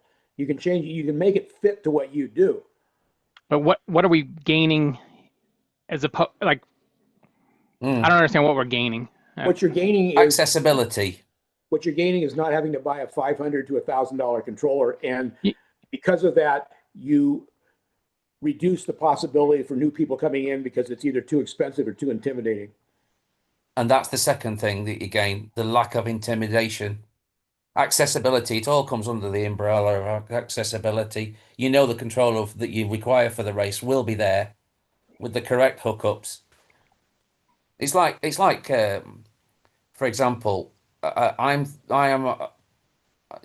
haven't hidden this very well, but the reason I've been looking at the regulation set for the WES is because I'm planning to go to do a 24-hour WES race in Spain, and that all requires a scale auto hypercar. Now I'm very familiar with their body shells, but I don't run them on their cars, so I've now had to go and purchase all the parts to put together a chassis, and I don't even know what the controller hookup is going to be like when I get to Spain at this time. I will find out, but I don't know how at the moment. Like, what are the analog controller hookups in the Superdome in Aguilada at Crick Crack at Scale Auto's home venue? I don't know actually what connector I need for my own analog controller.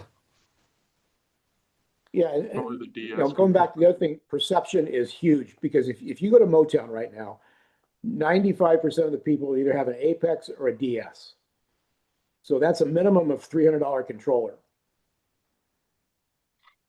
A good the driver, DS is up to 300 now? Well, 279 plus tax, so yeah, basically. Yeah, okay. If a newcomer comes in and he has a $120 Professor motor controller, which is more than adequate, a good driver could take that controller and win with it.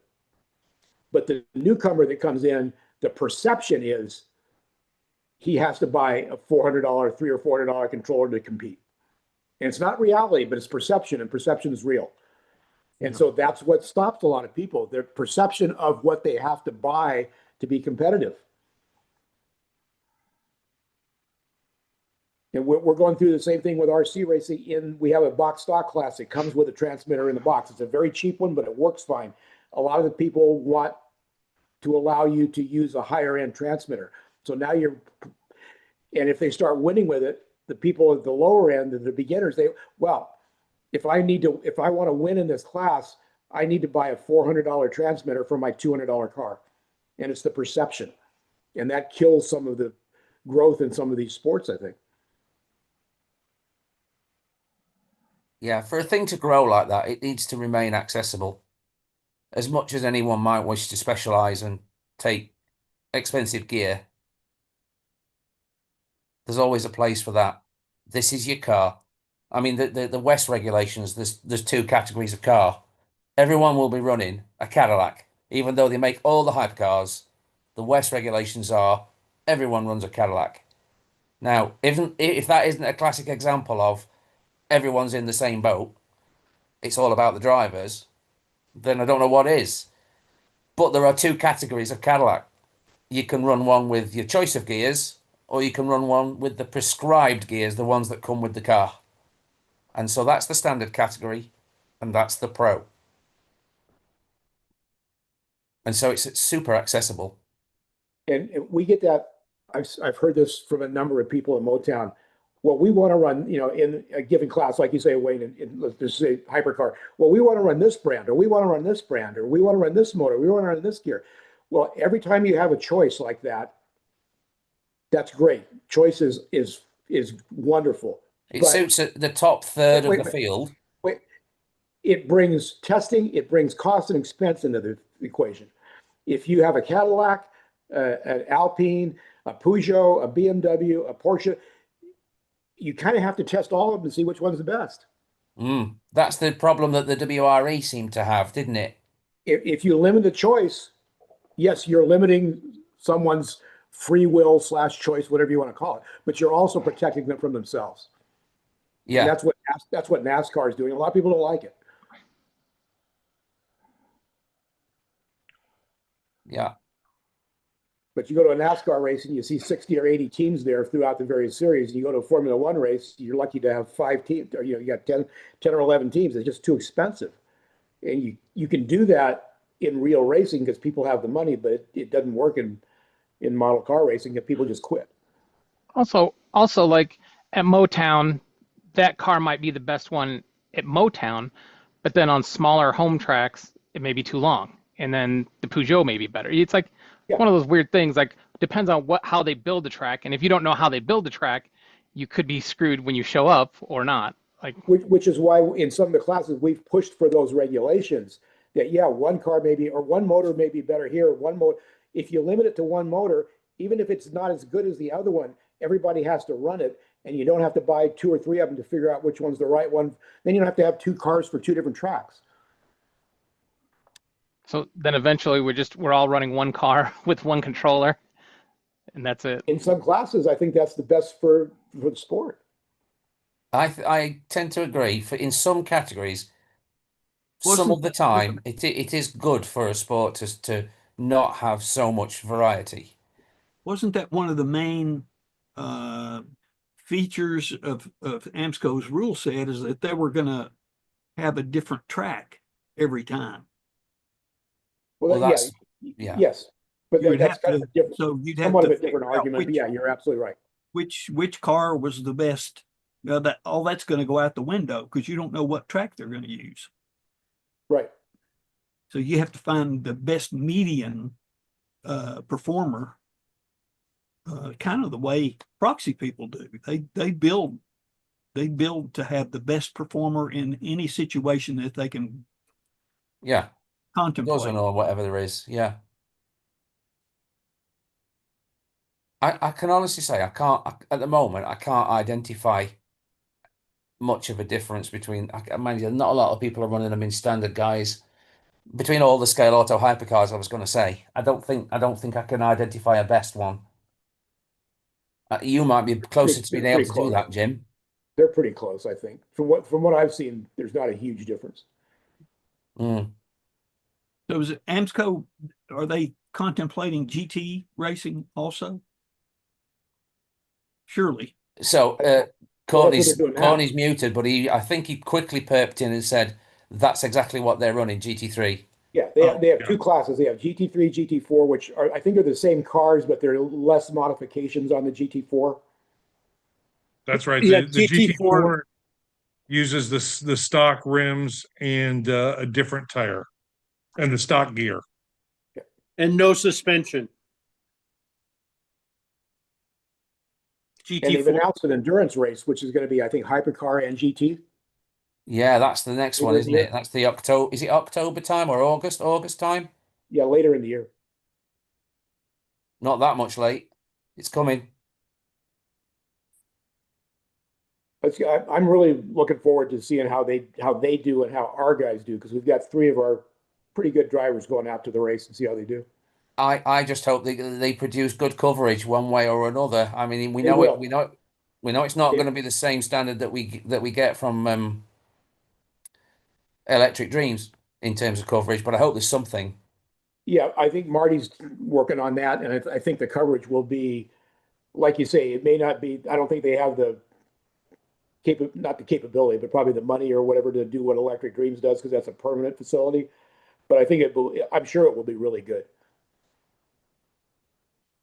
Doesn't need to be live even. Just needs to be covered. Yeah, I think they're going to have 2 or 3 cameras. It should be good.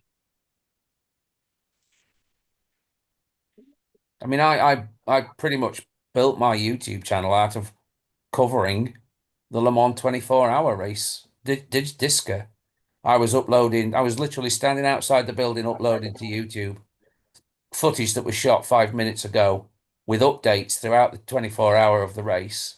And we were all expecting a 2-hour or 2 times 1 hour long form event coverage that we were familiar with from one of the YouTubers that had done it several times in the past.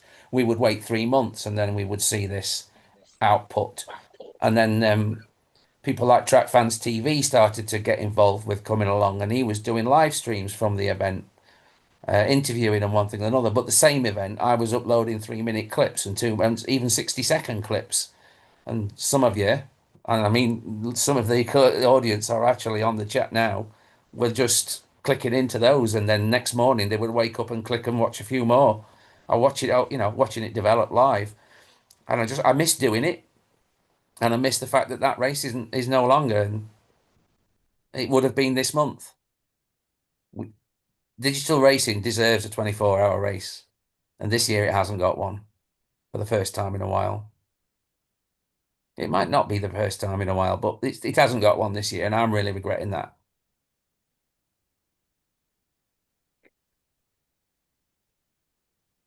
I'm missing that.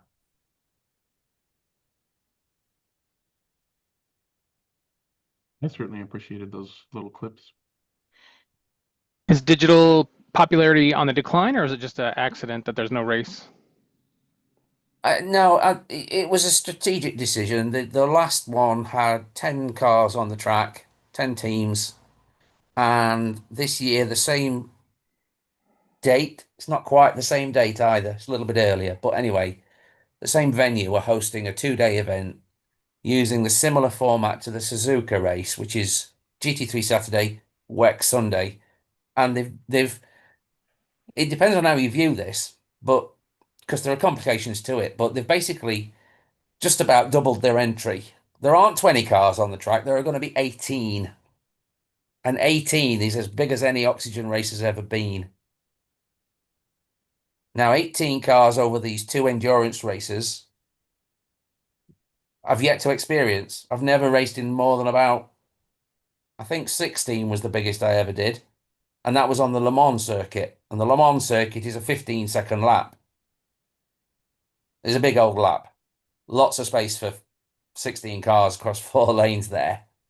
But this one is an 11 to 12, sometimes a 13. But if you're clean running, you're clicking laps off in the 11s. Pole position is in the low 10s, around there. But there's 18 cars on track for both the GT3 and the WEC. And the teams are smaller. And so one has to do the maths to work out whether or not the event will be bigger because it's got more entries. And I reckon all they've really done is shrunk the size of the teams and increased the number of cars on track. But they have shortened the event. They have built in some Saturday night time for people to socialize and relax. I think there's a meal organized. That might actually be at the track, but it follows a similar format, which is a more relaxed format. I think more accessible. I think everyone's of the opinion that the decision to switch from 24-hour to the Suzuka format was a good idea. It's in terms of entry fees, the entry fee is lower and there are more of them. So again, you have to balance it, calculate it to work out whether or not it's a better thing for the club to have done. Needless to say, it's very different.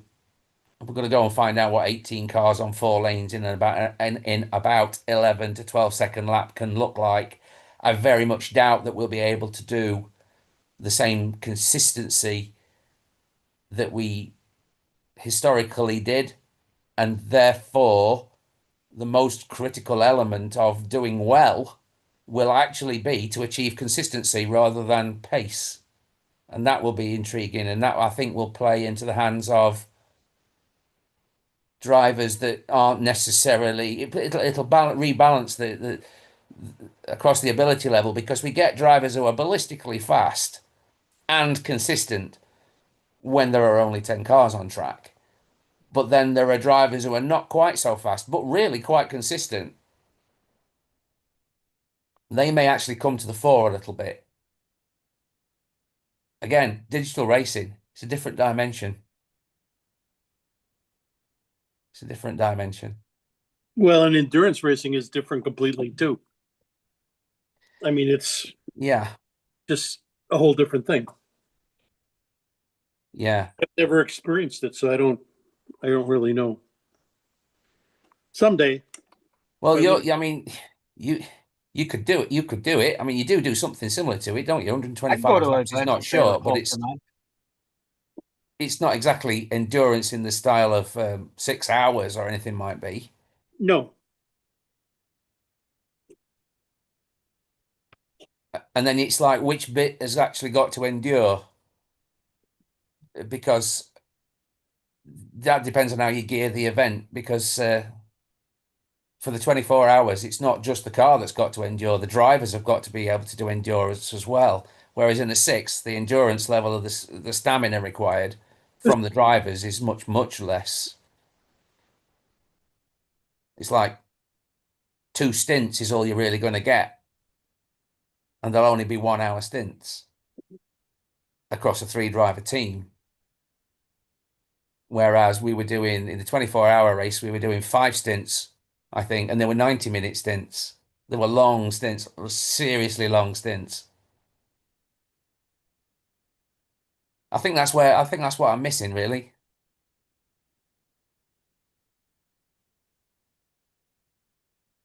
The endurance. Is Gary? He's not the organizer of this. This is the event you're going to this weekend. I know they're following his rules, and he's participating. The one, are you speaking about the next my discus race that's upcoming? Yes. Yes. Yes. Yeah. Yeah. It's not this coming weekend. It's the weekend after. Okay, that's fine. And the question has an element of complexity. He's not the organizer, that's correct, Right. but he is running race control. Him and his team, we should say, because he doesn't do it alone. And that is actually traditional for the disco races held in Mechelen. All the ones I've been to have been race controlled by Gary and his assistants. And I mean, it adds additional staff to the meeting, if you like, and that means that the people who run the club can actually compete, which is good for them. But it does mean that they can refocus some of what the effort that they would have had to put into being in race control into selling pop and crisps, for want of a better description. And that's all just extra money. So, it must be really, especially as the venue is permanent. Yeah, it's got to be a really, really quite a good earner for the venue. But then again, it's a commercial entity. The venue is not a club insofar in the traditional sense of it. It's a group of individuals who want to race and so will hire a venue and do it. It's a business. It's effectively one of the commercial tracks. Goodness gracious, I think they've got 3 layouts in there now. They've recently taken down their 124th, 132 wooden track, ready for a new one. So they're always on the growth, and there's clearly plenty of money. They've got a pool table there with the club emblem logo on the felt. Oh, really? Yeah, yeah, yeah. They've got a bar. They do serve alcohol. I guess that means they have to have some kind of license. They cook. They've got during the 24-hour race, there's not a time when you can't go and get something hot to eat.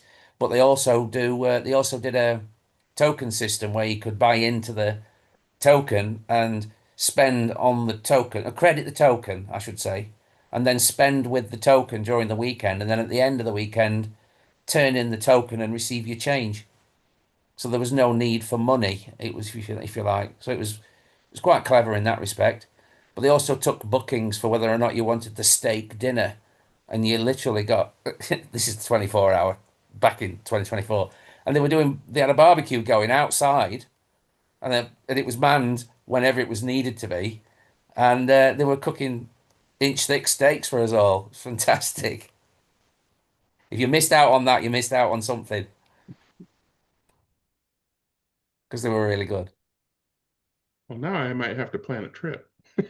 Is that your kind of thing, Greg?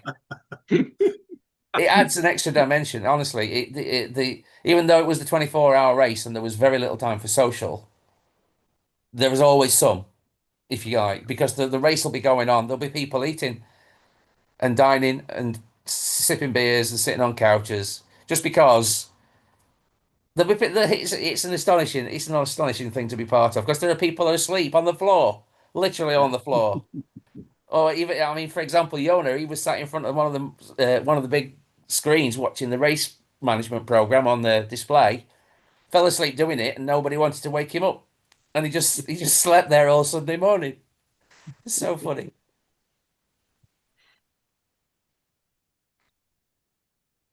Yeah. Yeah, that sounds like a cool thing.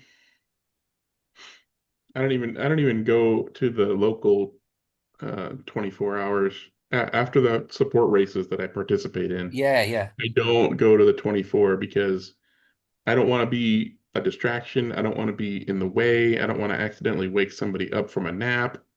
I want them to just be able to focus on their thing and do their thing, and then talk about it.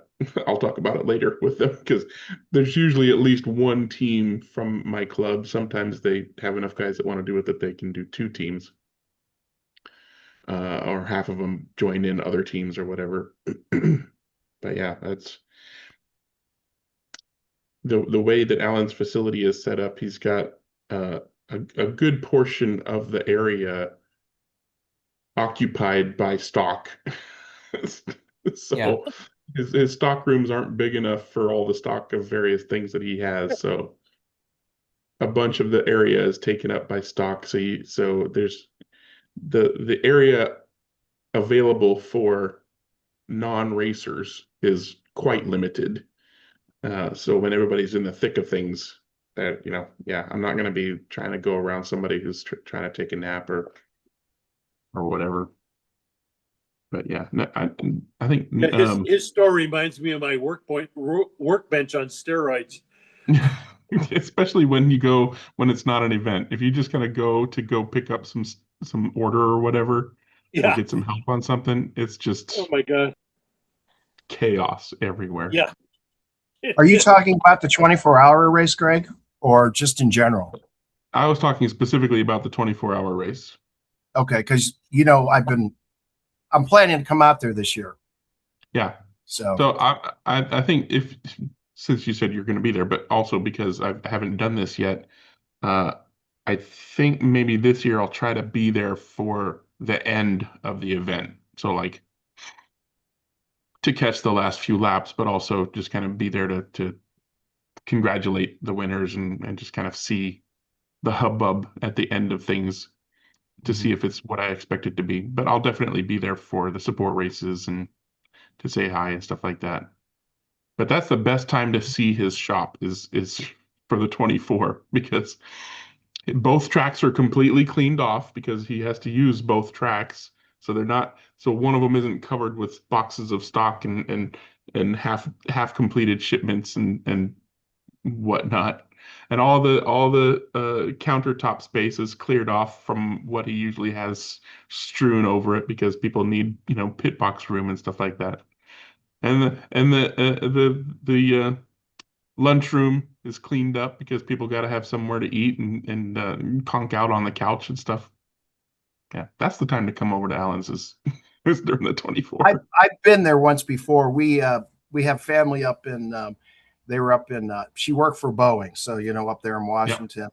We were going to see my immediate family down in Portland, so we made our way down and stopped in on like a Sunday afternoon or something and saw the shop. But I do remember there was a lot of stuff there, but I'm still looking forward to doing it. So yeah, for sure. Yeah. Bob, the one thing I like about I'm sorry. You'll absolutely love it. If you can are you talking about trying to get down to get into the 24? I'm going to Allen's 24-hour race in November. Yes. And are you taking a team, or are you just joining in with one that already I'm going to exists? join in and just enjoy it. Yes. That's cool. That's cool. It's the way to start. Absolutely, it's the way to start. Eventually, you'll find your friendship, and it'll be a different group, and it'll be a group that's spread apart, like mine. Yeah. You know, Sure. and you'll have a great time together, and you'll do it once a year. And Yeah, I've done the Michigan 24-hour race a number of times with the Cincinnati guys, and the one thing that appeals to me to Allen's race is that because the cars are handed out like Thursday morning to be built, and everybody has exactly the same equipment. Yeah. It's up to the guy that knows how to tune a chassis the best, that, you know, have the best handling car so everybody's on even footing. I really like that. And it's not a tire war like silicone races. I mean, it really appeals to me. It's unfortunately it's across the country for me. So. Well, back Where in are the you early from, Bob? noughties, I was doing in the Cincinnati, late. Ohio. What's that? Sorry.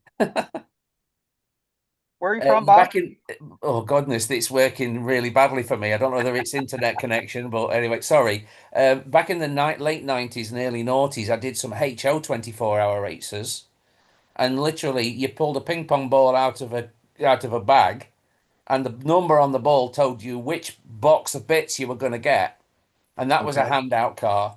And in that's pretty much how Alan does it. And it wasn't a car; it was a chassis, and it was 6 motors. And it was a small number of pinions, and it was 4 or 5 rear axles, and you know, front tires and some blank axles, and you literally had to assemble the thing and qualify it, and you had 1 hour. No, You get I'm more wrong. time. You get more Sorry. time than that at Allen's, but he basically, he hands you a complete car kit, and it's usually a new body and or chassis by BRM. So it's also it's a factory / brand race, but also new product reveal, and they usually provide pre-painted bodies in a variety of colors. So you got black, white, red, gray, green, blue, yellow, all that stuff. And He's made them out of white kits. Well, it's provided by BRM because they're usually there to race and participate as well. I think they basically just bring over. In the past, they've been given white kits ahead of time in order to do their own custom paint jobs, but more often than not, it's a set of pre-painted cars, and then teams get to like randomly, either they randomly pick which car they want, or they get randomly assigned a specific car. Last year they got 2 cars because they decided, or Alan decided, that it would be okay to do 1 car with lights and 1 car without lights, so that you could run the car with lights only during the dark if you wanted to, or whatever the rules were. I didn't look that. The HO race I attended, you would turn up with your own body shells, and the track was open for the day before, so you could take a similar chassis and check out your body shells and make a decision about what you thought might be the best for you. But you got your chassis and all its running gear in the box. And that 1 hour was assembly and practice, because qualifying started an hour later. That's how that worked. Qualifying was done in a very community building way, insofar as every driver in the building would run 4 laps on one of the lanes. It would be lane 5 of the 8. It was one of the middle lanes, and each driver would go up on the podium alone and do an out lap and 3 timed laps. That's 4 laps. If you fell off, you fell off. The timer still ran. The marshals were out, but you were never going to get a good qualifying lap from a lap where you fell off. So you went out, you did 4 laps, and your fastest one would count for your team until the next driver from your team went up and did his run. And if he beat your lap, then that would be the team's qualifying lap. So all the team members, all 5 or 6 or 4 or whatever there was, would go out and do 4 laps. And each team would keep the single best lap from any one of the drivers. But because everyone was around the track and there was one driver up there, with the oohs, the ahs, the applause, the whelps. It was such an atmosphere. It was great to be part of, and I've never done anything like that since. And I would do that. I like that. It's similar. Yeah. It's not dissimilar to the way that um, Electric Dreams does their solo qualifying. I was just gonna say that's how Yeah, Electric Dream does it. I don't think Alan does qualifying. He just basically, you know, has team names in the computer and they get randomly assigned to a lane and Do then you move everybody around? decides. Do you move around the driver's stand as you change lanes on that race then? Yeah, yeah. Ah, okay. So he has the driver hookups in European rotation order. So 1, 3, 5, 7, and then up and then back down through the evens. And so on the podium, but because it's in that order, you just move to the left Yeah. one spot to each time you do a rotation, you just move to the left one spot.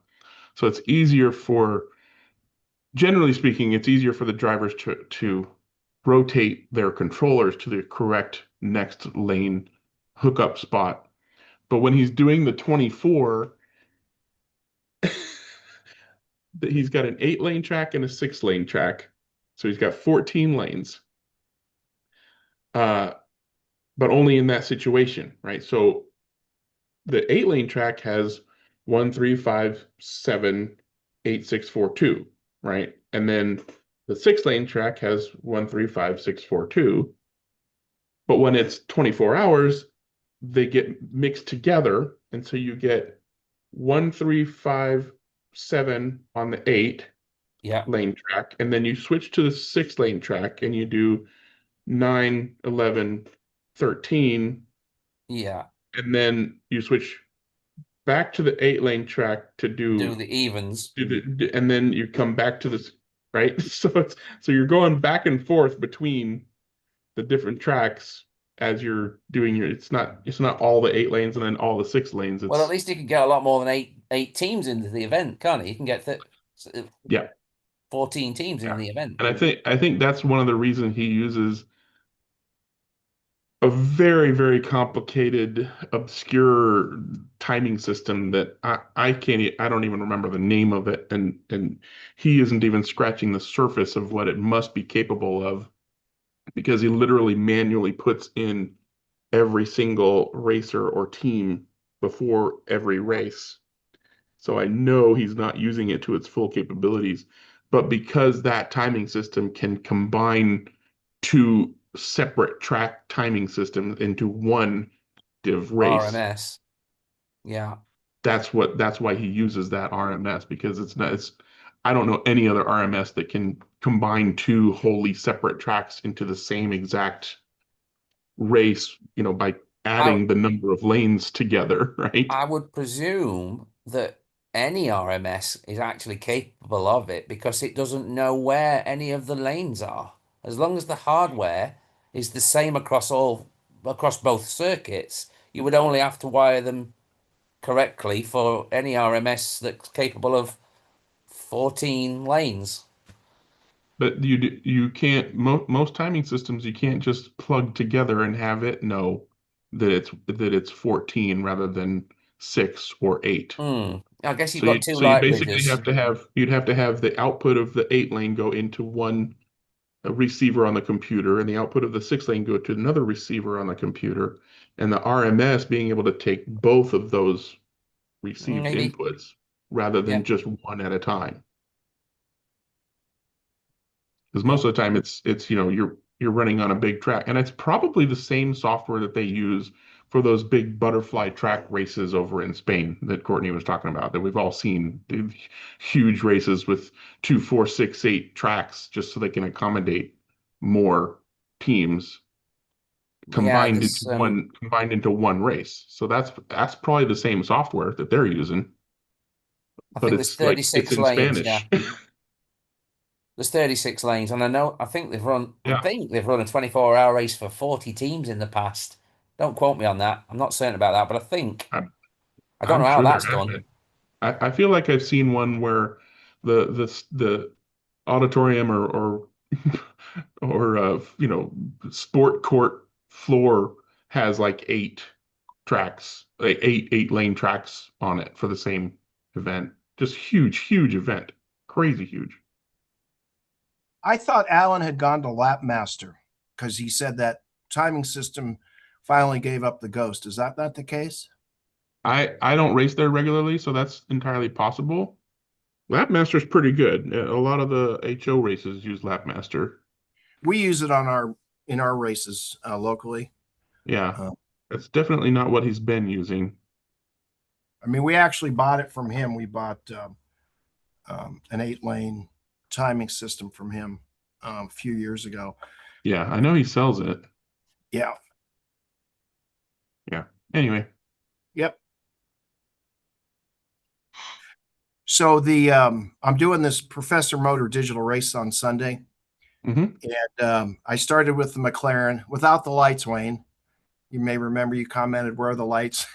Yeah.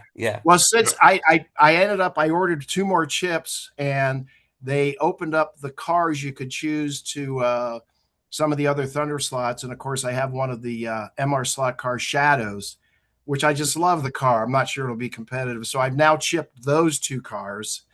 So I have a full bevy of cars. So we'll see which one works best on the track. They're doing handout tires, but once again, just looking to go have a good time, learn about, it'll be the first digital race, oxygen race I've done. And first digital oxygen race in the country that I'm aware of. Yeah, exactly. Like big event kind, not, just Right. some random dude with a track like me. Yeah. So, so it'll be fun. Bob, a couple local guys. If I've got one word of advice. Yes. Survival. Survival. Yeah. Focus on survival. Yeah. Don't be the guy that's off the track. Yeah. Yeah. Well, for sure. That's a good point, because you can equip the car with any motor you choose. And I'm going, that's really not a good idea. You want a car that drives and handles well, and like you say, stays in the slot, because that's the guy that's going to win the race. So It's unlikely that their track will be big enough for a crazy fast motor to be useful at all. Even if they have one long ass straight, for a fast motor to be useful, it's got to have big sweeping turns too. And you're not going to get.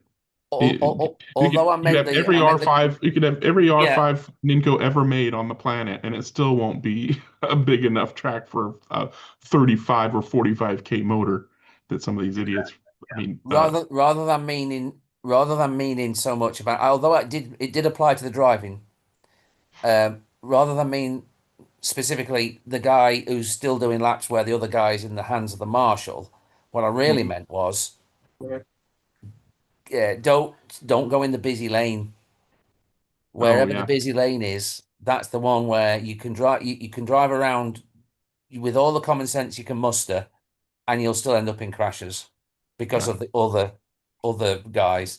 Try and find a lane that you can get to yourself. Where I don't know how many lanes it's going to be or what have you. So I know it's not going to be a large track, but it'll be interesting. It'll be fun. It's only about 3.5 hours drive, so it'll be fun. I'm looking forward to it. Yeah, and I'm looking forward to hearing about it. I am too. Yeah, absolutely. Hopefully you can get some little video clips for us of various bits when you're not actually racing. I'll do my best. That'd be cool.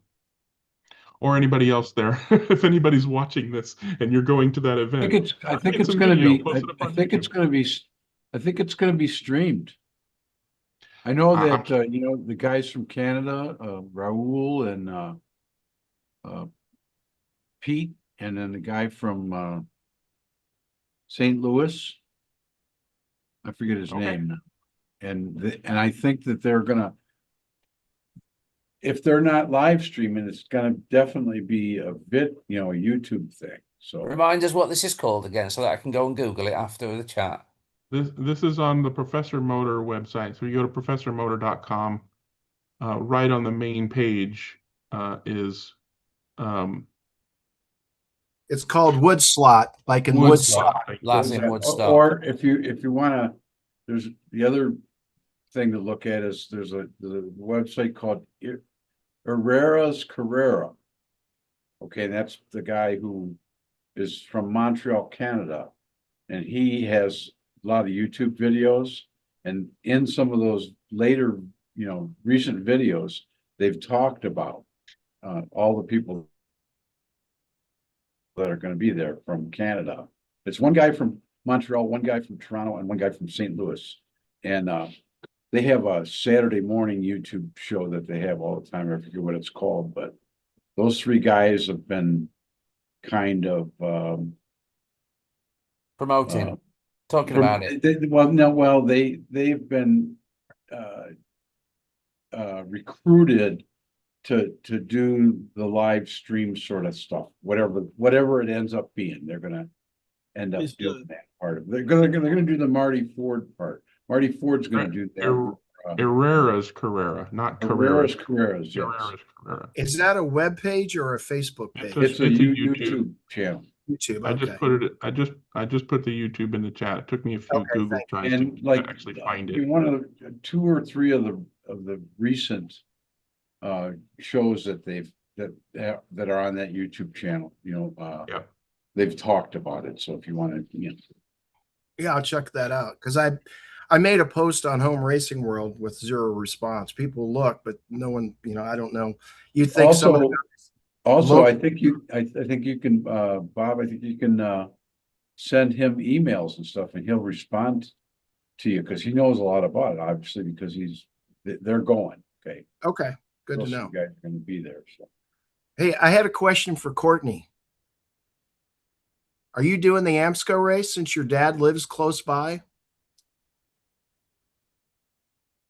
No, so my dad only lives about less than an hour from that AMSCO race. Unfortunately, I have to be in California that week. I'm going to try and swing by. My son-in-law is working the Luke Bryan farm tour. Oh, wow. And hopefully I get a chance to see the Jim Rose. Whoa. Good deal. Yeah, he's going to be within 5 miles of me, so we better get together. So, but pictures, or it never happened. Yeah, you'll have plenty of pictures. Hey, Rose, you might want to bring a weapon with you. Beat him off with a stick. I would love to do an AMSCO race, though. I definitely keep that rule set close by because I think it's a good idea. I've never raced on plastic track. It would have been perfect timing had I been paying a little closer attention. Yeah, I race with all of those guys here locally. And they are really working hard to make this successful. Hopefully it they're doing tuning videos for novice racers that have no idea how to set up cars. And, it's going to be interesting. I mean, I'm sure there's going to be some issues, but, I like the idea of handout tires because, as I mentioned, participating in the 24-hour race in Michigan, the tires are so much of that race. And if you don't have good tires and the car doesn't hook up, you are just struggling. 48-minute heats seem like an hour or longer. I mean, it's tough. Yeah, no, I think, again, I think that they have set it up so that the perception of being able to do well there, of an outsider coming in to do well. I mean, I think I'm okay. And I would love to show up there and try my hand at it because I've never raced on a plastic track. I've raced with handout foam tires, but I've never raced with handout. And I think the handout tires is a great idea. I think not truing them is a great idea. I think I would have 6 types of secret sauces, but that's just what I would do. But they're an impound. I guess they're an impound, so you can't. Yeah, there's no way you're going to be able to do that. And obviously there's 0 point in doing that to your practice tires. Right. Hey, Courtney, there's no illegals, so you're not allowed to do, I don't know if they'd even let you in, to tell you the truth, Yeah. Just out of pure reputation. The truth Yeah, is, Courtney would rather have lunch with me than go to AMSCO. just from what I've told them. Right. Well, and again, I think if it's done right, like I'm curious to see how the Electric Dreams one goes, but I think that it's the same deal. If you did 3 races a year, if you did every 4 months, you did 3 races a year, whether and right now they're based on the East Coast, so that makes it pretty easy. And the West Coast kind of has a big group anyhow. But it sure would be, I think it's got legs. That's what I'm saying. I hope so. You know, my one friend has a wood track in his basement, and we struggle to, we primarily race Revo slots on foam, you know, so it's lightly glued. We run stock cars, basically weight, foam tires, and we can't get guys to come race on that scenario. And it's really easy to be competitive. And you know, we struggle to get 7 or 8 guys once a month. It's really sad because it's a great track to run on. So, anyways, Yeah, it's just I'm gonna sorry to stop you guys for talking for a moment, but you can continue talking after the live stream has ended, which I'm doing right now. So everybody wave bye. See you next week. Blah blah blah. Stream over.